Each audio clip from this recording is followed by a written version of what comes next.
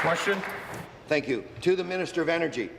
For years now, we in the opposition have warned about the dire consequences due to the government's reckless handling of the energy system.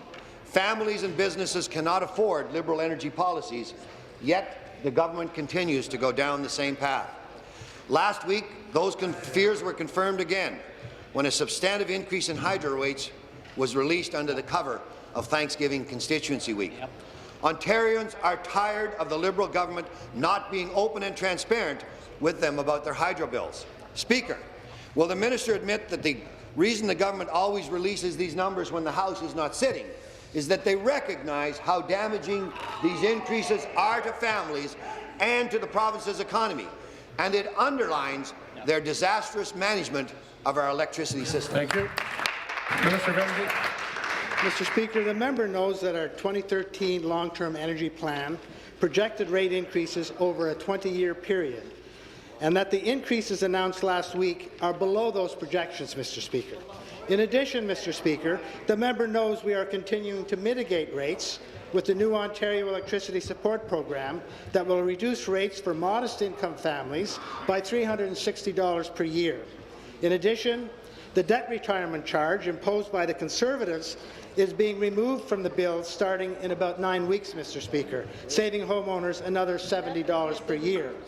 These are in addition to existing programs which give seniors a property tax credit of up to $1,131 per year, and Northern Ontarians have a tax credit of up to $221 per year. Thank you. Supplementary. Another shell game proposed by the Liberals, but the people in Ontario are not being fooled. As announced last week, on November 1st, rates are up again. At peak, they will be 17.5 cents a kilowatt hour. That is more than 4 times what they were when the Liberals came to power.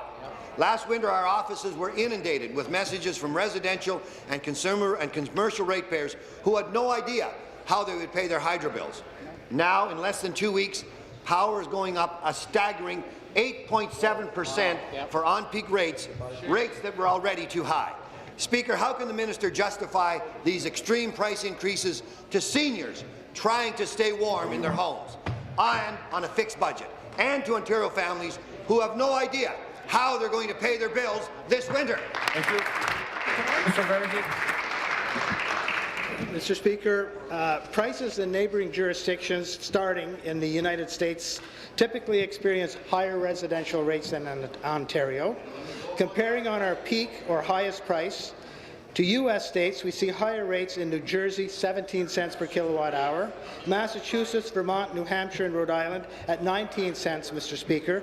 In Connecticut and New York, prices are roughly 22 cents per kilowatt hours, and states like California, Mr. Speaker, 18 cents per kilowatt hour, also experience prices higher than those in Ontario. While Ontario has already made the necessary infrastructure upgrades to transition off dirty coal, many of these jurisdictions still rely on coal for a significant part of their supply mix. This means prices could likely increase as they switch to cleaner forms of generation. And many jurisdictions like Michigan, Nova Scotia, Maryland, and Pennsylvania. Thank you. Final supplementary. You have fun with numbers like that reference to a cup of coffee, but the people know better. Once these new rates come into effect, it will further entrench Ontario as one of the most expensive energy jurisdictions in all of North America. I can remember when the minister called these incentives nothing more than a cup of coffee. However, with this increase, the average ratepayer will pay over $120 more per year, and more if you're in a detached dwelling. Speaker, the minister knows that energy poverty is a fact in this province, and it is hurting Ontario families. It is deepening due to the arrogance of their mismanagement of the file. Ontarians cannot afford the projected hydro increases due to your reckless energy plans. Speaker, can the minister stand up now, stop serving coffee, and acknowledge the harm he is doing to Ontario families, or does he just not care? He doesn't care. You seated, please. You seated, please. Thank you. Minister. Mr. Speaker, the member chooses to ignore the fact, Mr. Speaker, that we're starting a new Ontario electricity support program that will reduce rates for modest-income families by $360 per year, Mr. Speaker. I've already indicated as well, Mr. Speaker, that the debt retirement charge is coming off the bills. But most importantly, particularly for rural areas, Mr. Speaker, we're doing a very significant initiative to expand gas to rural communities, natural gas, which will enable them to use less or get off electricity, Mr. Speaker, which is causing rates to go up because they're bound by that. They don't have the benefit of natural gas. We have a program coming on stream for a loan program.